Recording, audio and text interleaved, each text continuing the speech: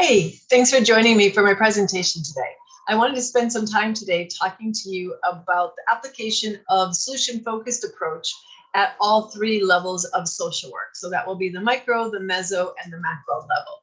So before I get started, I just wanted to do a quick introduction. My name is Katherine Crowley. I am a licensed clinical social worker in the state of Arizona. I am also employed full-time as a senior lecturer at Arizona State University in the School of Social Work, where I have taught since 2007. Since that time, I've had the opportunity to teach a wide variety of classes at the bachelor level and the master's level, in person, online. So I feel pretty comfortable with all the different variations of how we are able to apply social work in the community. I've also during that time had the opportunity to work in the community at various levels and have the opportunity to deal with people, at least at the micro and meso level. I've not done so much policy work, but I'm familiar with the policies. So one of the things in the community that I've been able to do is during the pandemic, I was able to get some extended training through the Brief Institute in London. And they are really the people that are continuing to promote the evolution of solution-focused modality. So solution-focused brief therapy came into being in the early 1980s with Insoo Kim Berg and Steve DeShazer in Milwaukee. They were the ones that created it, so it's a pretty new modality. It has been very well researched. It is considered a best practice, and that's more for the therapy level at the micro level. But with the gentlemen that run the Brief Institute in London, they met on and off with Steve DeShazer and Insoo Kim Berg from the time that the theory first began until the time that both Steve DeShazer and Insoo Kim Berg had died. So they've been working at continuing to evolve the theory and the modality for quite a long time now. And they've really made some changes to it. And I want to talk to you about that because they're applying it really around the world in a variety of settings that we're just not doing here in the United States quite yet. In the United States, solution-focused is more known for being solution-focused brief therapy, which is dealt with on the micro level. So mostly with individuals, although it can also be used with groups or couples or families. But most people know the miracle question was a big thing that came out of the solution-focused world, where basically you have a person that's coming in for services or there's something that's going on that's disruptive for them.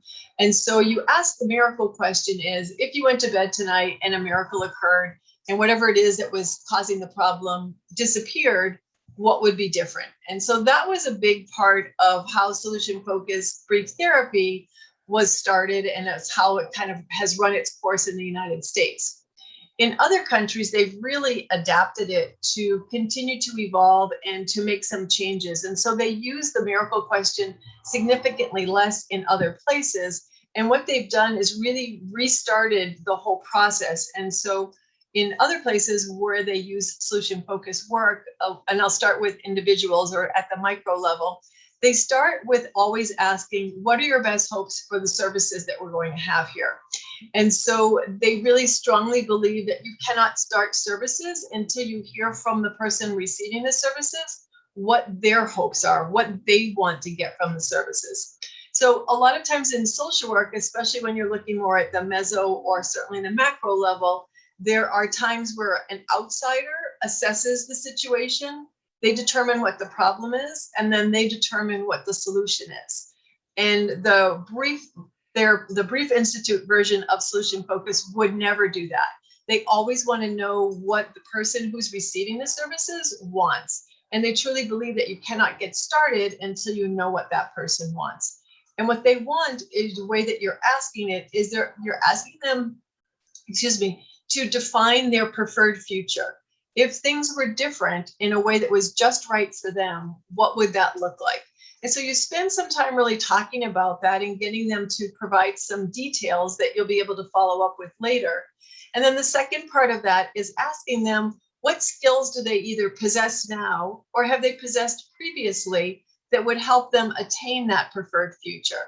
And so a lot of times when people are struggling with a situation, they forget that there were times in the past where they were more successful or they had skills that would really help them out of difficult situations. And so you're looking at the future, but you're also bringing the past in with that.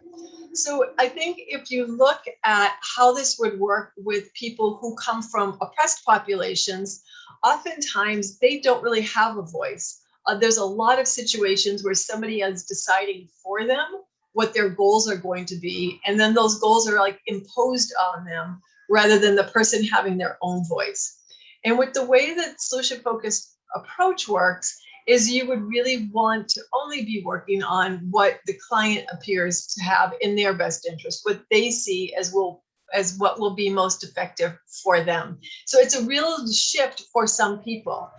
If you take this to a meso level where you're looking more at a community, it would be so important for a community to be able to define on their own what they see as problematic, and also what they see as the strengths that the community has. What's already there that they possess that they could bring forward to help them solve whatever the situation is that's causing some trouble. And then if we apply that at a macro level where we're looking at policies, imagine how different some policies would be if the people that were able to contribute to the policy were the people that were actually going to be impacted. Now, I'm sure sometimes that happens, but I'm also sure sometimes that's not what's happening. And somebody, again, from outside the situation, or sometimes outside the culture, outside the environment, somebody really far away from the actual event or circumstances is making this decision. And so if you approach the community with the solution-focused approach, you're going to ask the community, what would be your best hopes for moving forward? You know, it's interesting, again, in other countries, they're using the brief solution approach in just so many different ways. And so there was somebody in one of my classes that was using the brief solution focused approach with a sports team. So with the soccer team, they call it football, of course, because it was in England. But they were looking at how you could work with a team of what are their best hopes moving forward? What strengths does each of the positions have to contribute? If there's difficulties, how can other pieces come together to unify the team? It's a really interesting way of kind of building a team, doing teamwork, but also having them move forward with a common goal. And so that's, I think, the beauty of the solution-focused approach that's being done out of the Brief Institute, is they're really applying this in so many creative ways that just hasn't caught up in the United States yet. There was also a woman in my class from New Zealand, and she was working in child welfare. And the meetings that they have with child welfare recipients are that they have them all in a solution-focused manner.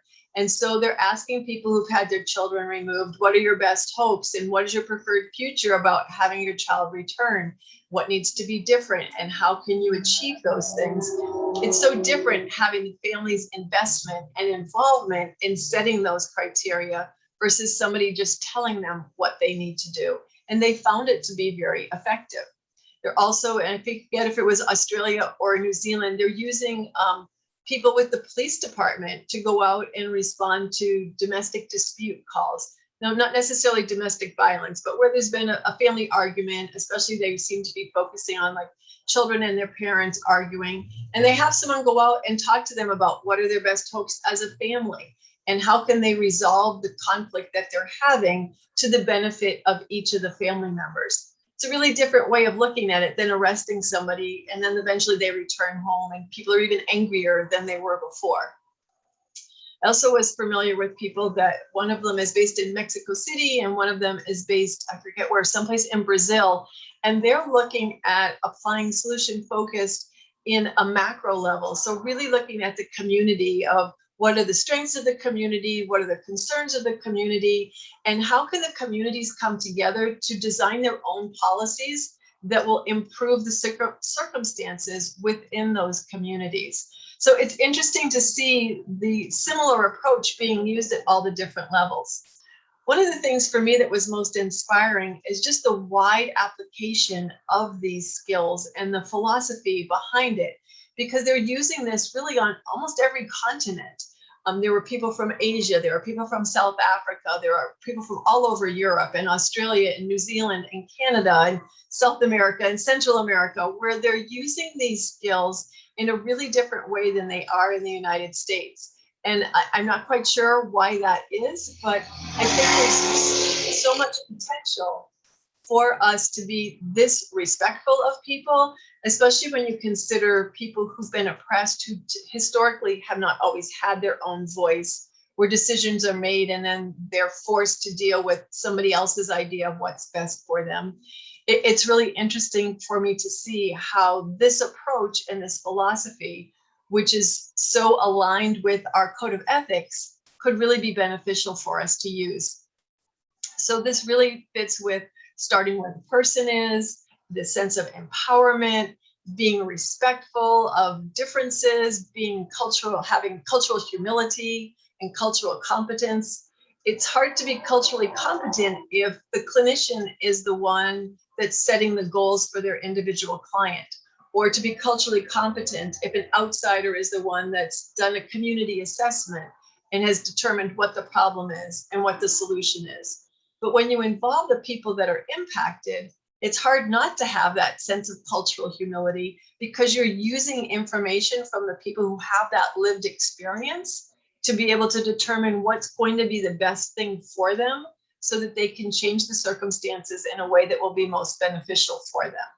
So I just wanted to throw this idea out there for you. If you've not learned or heard much about solution focused, I encourage you to get some up-to-date information. There is a group in the United States called the Solution Focused Grief Therapy Association, and their website is full of up-to-date research of things that are happening not only in the United States, but also around the world. But this is a group of practitioners in the United States where they are applying solution focused at various levels and trying to increase the ability for people to be heard and people to be respected, and to ensure that as you move forward with your intervention, again, at whatever level you're at, you're always working in the way that's going to be best for the person or people that you're providing services for. So I hope this just gives you something to think about. And if you have more questions, there's a lot of really valuable research that's happening really all around the world that would help provide you with more information. So thank you.